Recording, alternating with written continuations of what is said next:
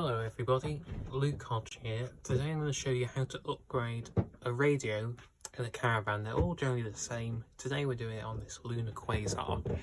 Now, all you need to do is shove your radio release keys. In this case, we didn't have them, but two rulers work fine.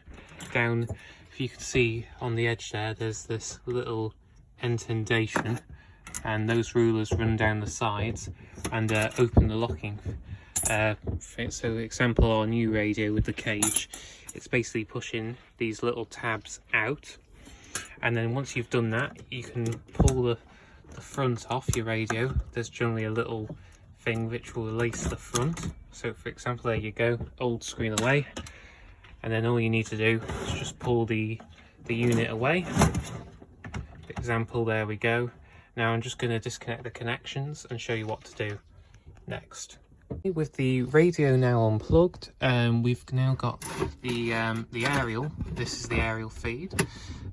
Here is the speaker wires slash power leads that go into this what they call an ISO block. That you need to change this out to go and plug into your new unit's wiring cable. This part here, if it's actually a part of the van's wiring, that's interchangeable to work. You just need to replace this part. As you can see, that's the aerial port on the old radio, and that's the power side. Now, it's important when you replace the radio to remove the cage and put the new cage that came with your new radio. Otherwise, if you slot it in, you may, if you ever need to take it out, you might not be able to. So it's very important you take that out. But to start with, we're going to remove the old power lead. Okay, the next step is to remove the cable. Like I said, simple as just push these tabs down. Your old wiring harness for your old radio removes. The next step is before we connect our new wiring harness for our new radio into the caravan's plug, is to remove the old cage. So we're just going to do that now.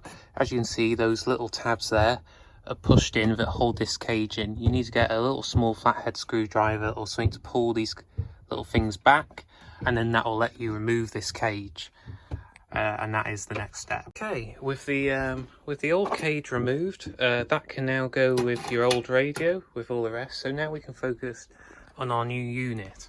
Now, compared to what we were replacing before, and this one is fairly similar, except it has got DAB, so this installation will be slightly different. But before we go into that, it's important now to install your new cage in the hole, and it might be worth noting as well to grab your wires that you need so you don't lose them before you go in.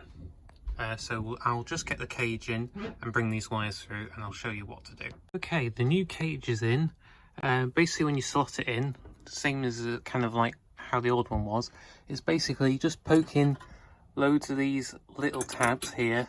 Poke all of these in, or basically all of them on the edge, because you basically, with a good example, want these to be budging up to this piece of wood, so this can't slide in and out, because obviously if you don't do that, you're pushing your radio and it'll just fly straight out. So this is basically a security cage and keeps it from falling out.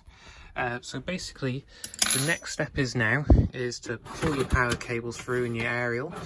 Now, because of what we're doing, we're putting a DAB radio in. Yours might be different. You may just be upgrading just to like your old one. If it still has, you might just put a new one that has FM and just putting Bluetooth in.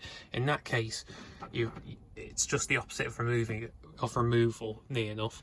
But because of what we're doing, our installation will be ever so slightly a little bit different. So what we're going to need to provide DAB without replacing the aerial is one of these adapters, where it basically splits off the FM end, if I set this down here, and then brings this little DAB adapter, which if we have a look at our new radio here, and if I bring it up like this, and actually we'll bring the old one just as a comparable. Sorry for the terrible camera work here. As you can see, very similar in design, except that one has got the DAB plug. As you can see, same aerials, but just we need this adapter. So what we're going to do is we're going to hook up our aerial adapter on this. As you can see, it'll just I wish I brought a tripod for this.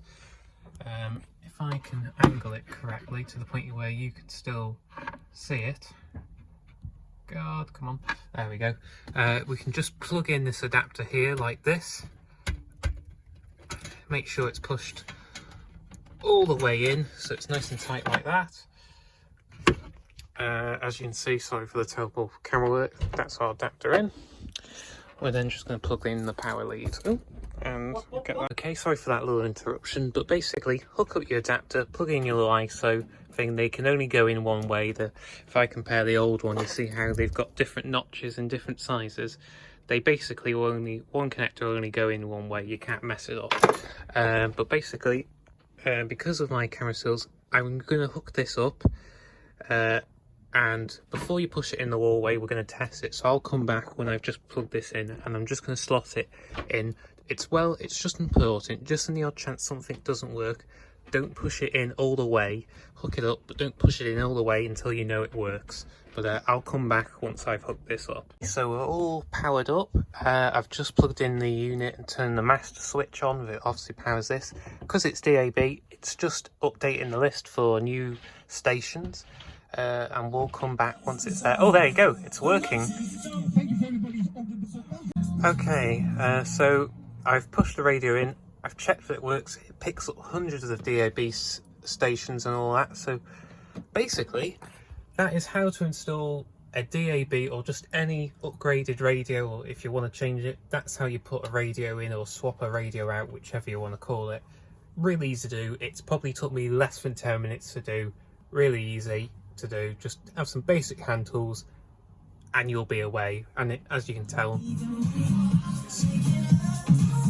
it booms well, so you know it's definitely working. But other than that, that was how to put a radio in. Thanks so much for watching. If you have any questions, put them down in the comments down below and I'll do my best to answer them. For now, that was my little demonstration. Thanks for watching, see you next time. Ta-da.